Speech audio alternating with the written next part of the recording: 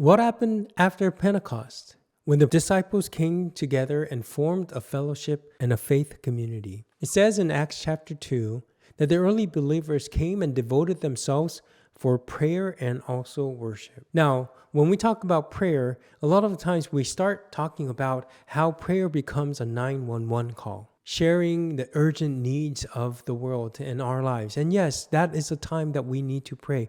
But I would also have to share, praying is not an individual act. And I know that some people may disagree that my spirituality is personal. No, it is not. Spirituality is something that God had created and designed for us to do it communally. And I do have to say that prayer, devoted in community, helps us to learn how to pray. How do we pray? Teach us how to pray is a lifelong question that all believers should have. And as a matter of fact, that's how the disciples approached Jesus.